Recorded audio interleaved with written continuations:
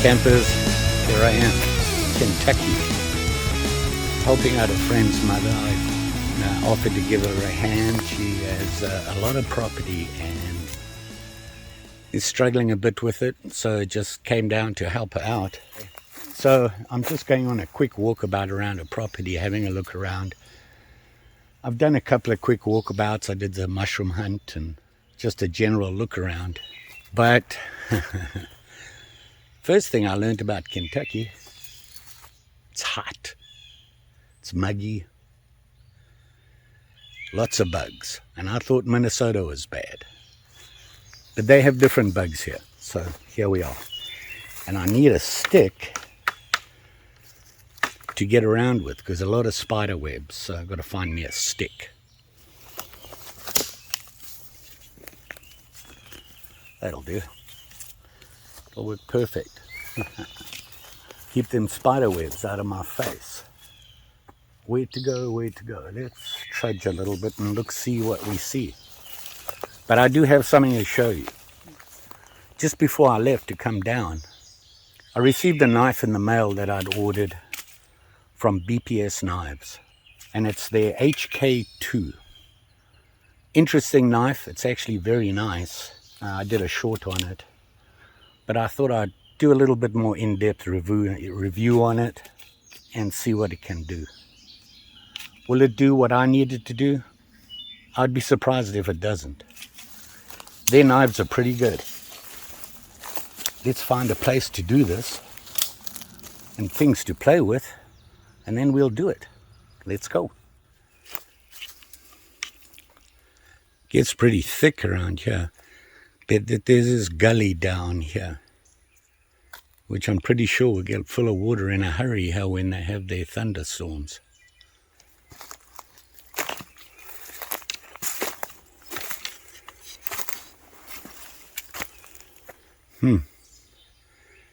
Maybe we can find a clear spot down there. Shrooms.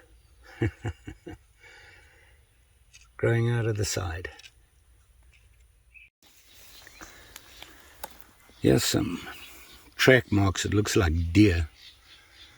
Obviously that's their trail going up there. I was walking on a game trail, so I suspect print. Some fresh ones here, look at that. Wow. Bug City.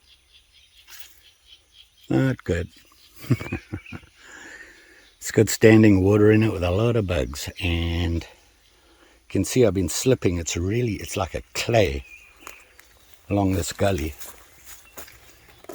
We will have to look elsewhere. Yeah, it's pretty thick back there. Yeah, I'm gonna have to find somewhere else. Find another way around here. There's a lot of this stuff. See these thorns? They hurt. And these things hook onto everything. Look at this. Apparently, Kentucky's not a friendly place. Well, this part anyway.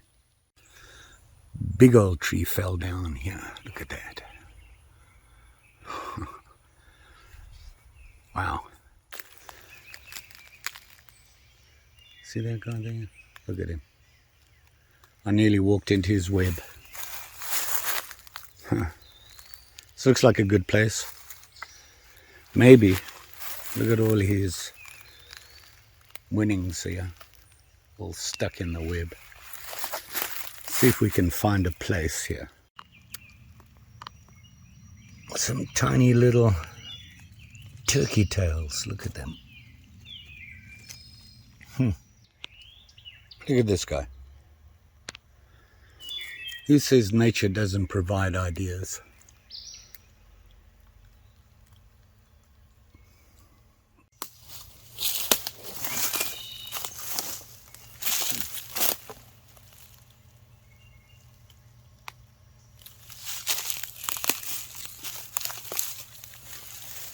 This will probably do. It's about the best I could find.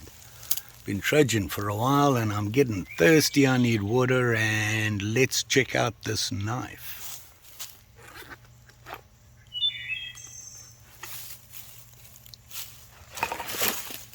Oops.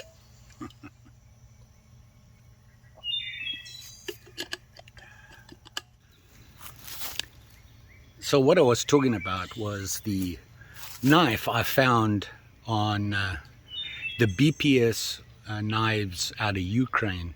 You know these guys, they're getting pretty well known and well deserved. I have almost every one of their knives, and you know, it's simply because their prices are reasonable, and what you get is way above what you're paying for. Their value for money, you just can't beat. This knife that I'm talking about right now, I have to take it off my belt here. Hopefully my pants won't fall down. Let me just do that quick. I wanted to show you the sheath. Here it is here. And it's your typical BPS sheath that you can expect. This one has that unusual pattern. Normally they don't have that pattern on it. It's just a straight stitch. Their sheaths are just worth what you're paying for the whole knife. Of course, it has a dangler and a belt strap.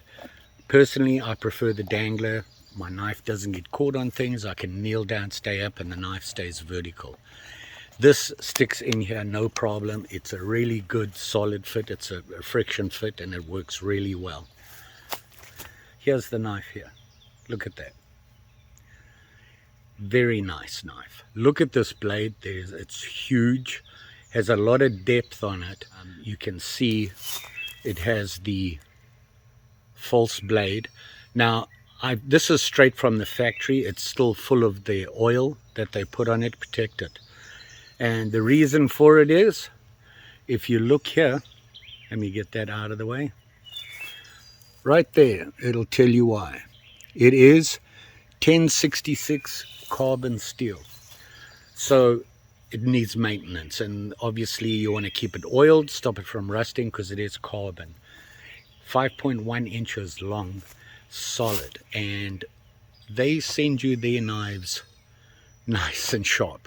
Is a Scandi grind, and of course with that false blade on the top here, you can come up with a really nice point on it, and they did that. And you can see here it also has a thumb jam. Put your thumb there, give you a little bit more control and strength on when working with it.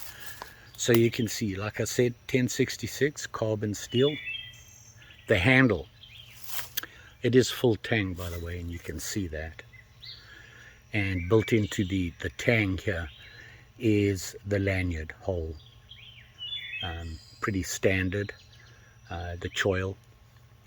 Now the handle, it's a beautiful handle. Look at this. Look at this handle. Beautiful wood. It is walnut, and you can see it has the finger dips here.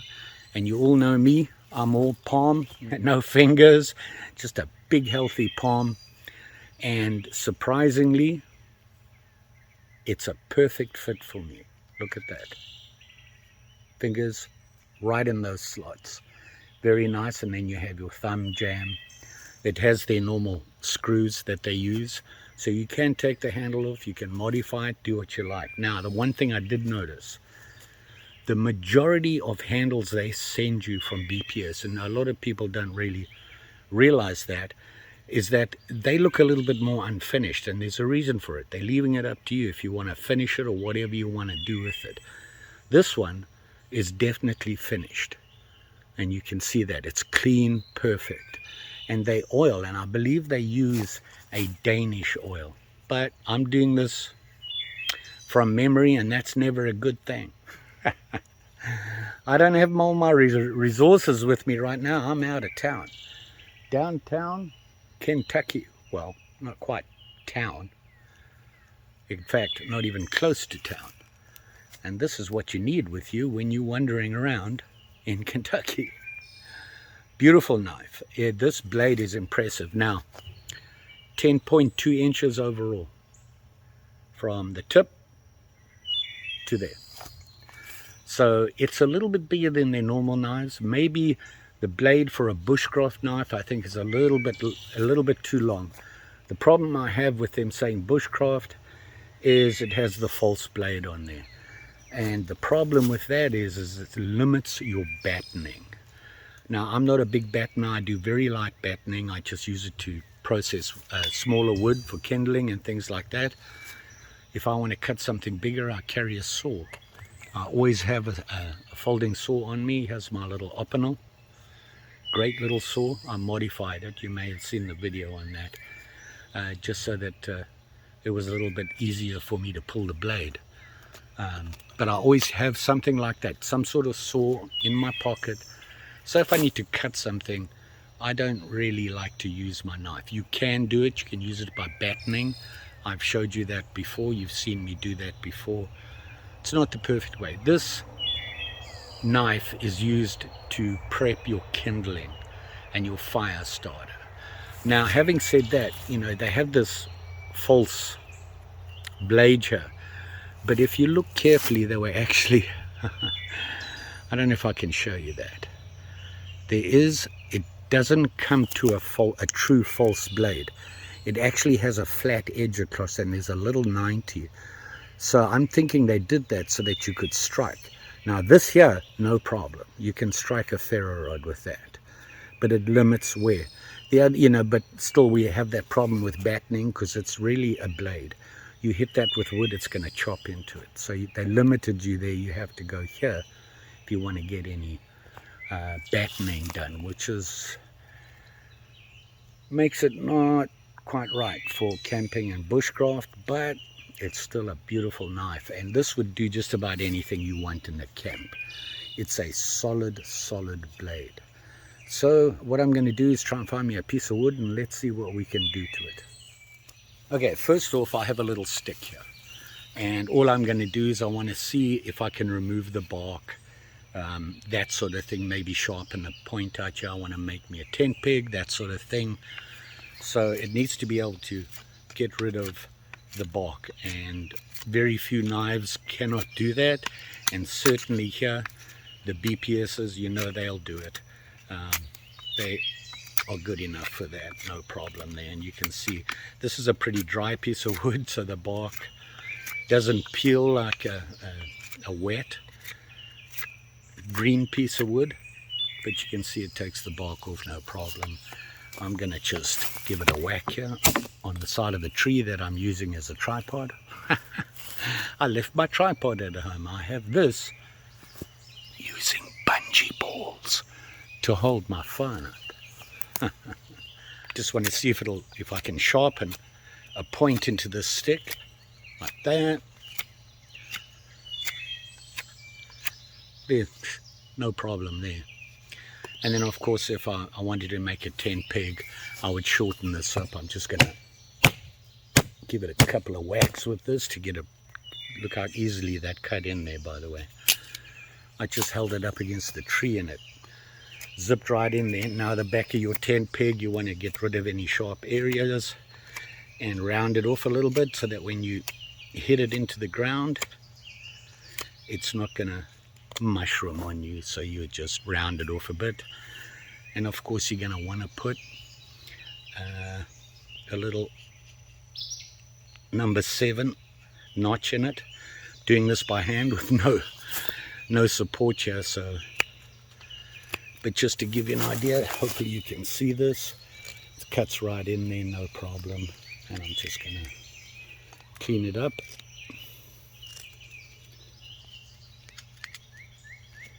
It's like that. See that?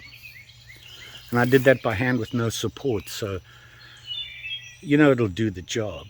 Tent peg. I want to find something that I can chop up and let's see if we can batten.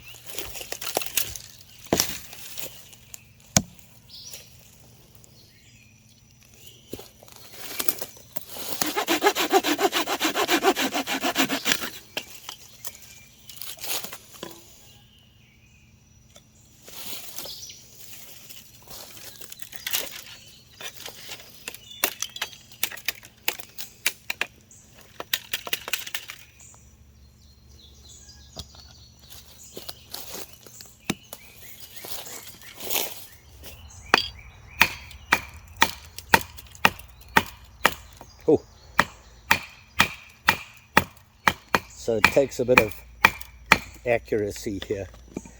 And this piece of wood is solid. Chop through that. Huh. We have an interesting bug. So I think battening with this might be a little bit of an issue. With that false edge, and I didn't think about that. Certainly makes it tough to batten. Certainly any heavy battening. But I want to try some small stuff, making tinder, that sort of thing. Will it feather?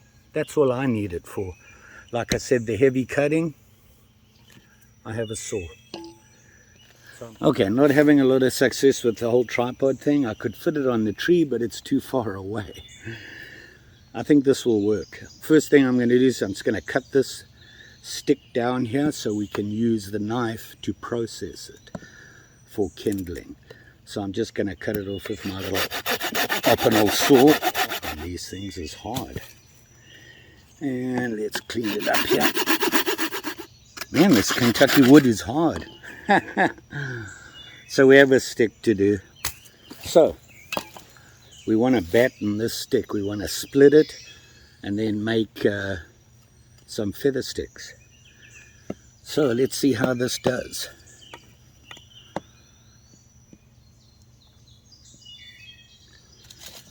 And I have this hammer which is a little light, which is not going to help my cause, but you know, in certain situations you have to figure it out. So here's the issue that I have. Although they gave you room to get it in there, now I have no choice but to hit the false blade. So let's see how we do. My poor hammer.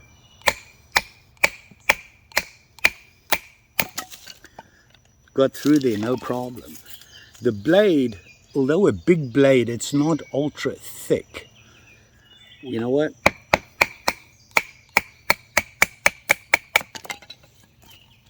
It seems to be doing just fine. Pretty easily. So now I've got a sticky. Let's see if make some feather sticks. Let's see. And there's a lot of ants. What do you do? Okay, feather sticking.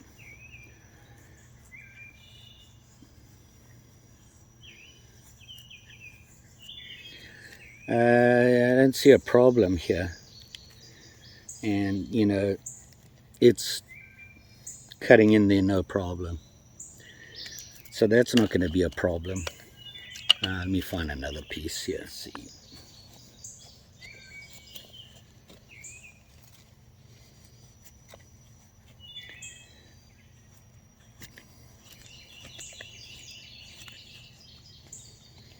so it'll do that no problem.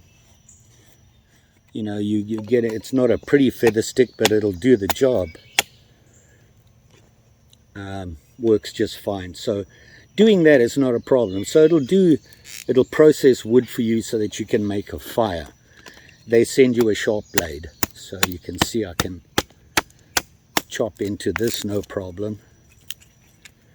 Chops up this wood pretty easily, actually. Look at that. Now the other thing was, will it strike a ferro rod? And the other thing that a lot of people forget is you can make kindling by doing this. And I don't know how well this is going to work, but let's see.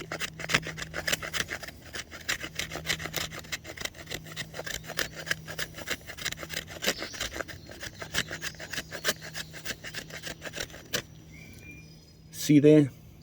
Makes for great kindling. This wood is actually a little wet on the inside, surprisingly. Let me get these out of the way and show you right here. Nope, right there. You can see how it makes that very small kindling just by rubbing on the wood, kind of like you're doing you're striking a ferro rod, and that'll produce some nice small kindling for you. But this is a little wet. It's actually old wood, but we've had a lot of rain. You can see there. And here's the easy kindling if you don't have a fire starter with you. When I say a fire assist, like, you know, I use laundry lint and petroleum fuel, or whatever fire starter you have. Let me get my ferro rod. So I have my Ericsson ferro rod, a little crusty like now, and I've got a spider dangling from everything here. They're climbing all over my stuff. So let's see. Look at that.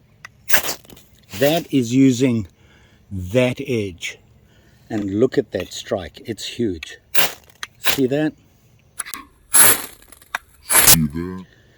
I wanted to see even this.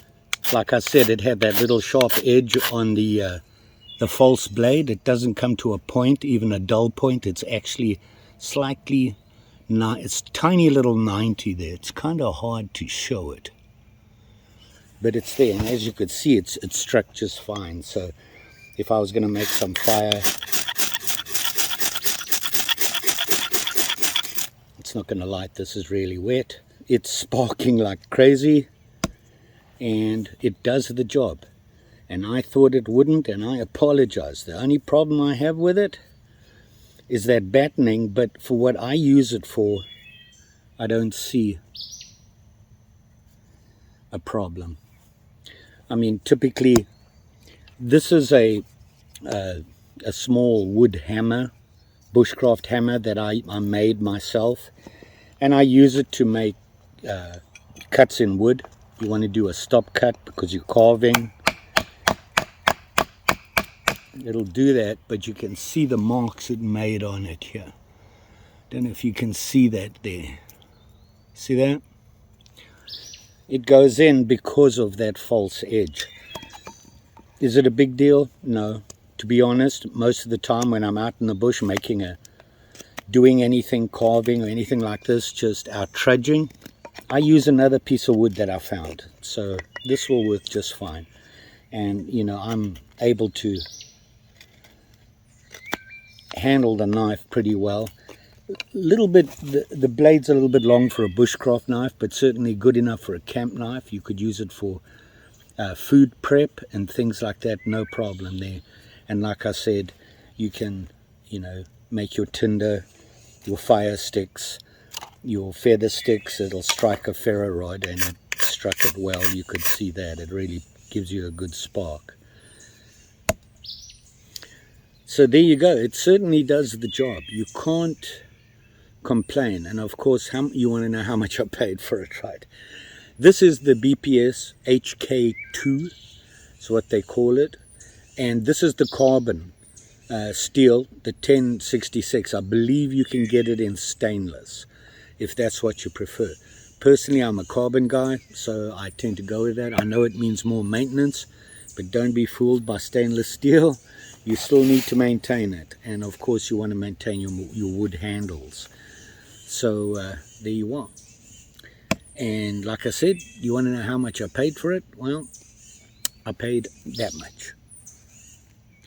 You know, for a knife like this, and I would show you the sheath, but it's my tripod. Let me see.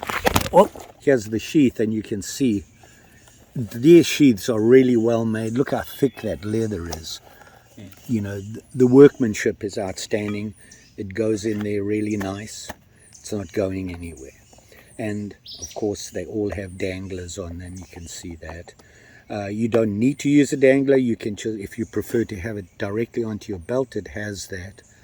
I use it as a dangler simply because when, you know, if you're standing up, it's straight up. If you kneel down, and you at an odd angle, it will keep the knife in a vertical position, less chance of it coming out and losing it. The chances on this pretty slim because they make their sheaths a really nice fit. So there you go. Back to the man cave.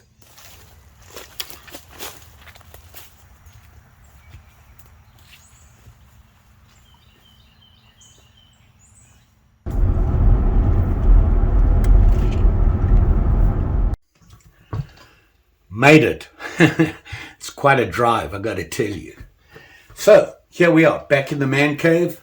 HK2 from BPS knives. Like I said, very nice knife. Something you can always expect from BPS knives. They do a good job. And the real thing is the savings. Their value for money you just cannot beat. You all be safe out there. Especially with these sharp and shiny guys. Just saying. Oh, you know what? When we're all done here, there's some pictures I promised you. If you want to watch them, go ahead and check them out. Otherwise, I will see you again soon. And thanks for watching. You will be safe out there. See you again soon.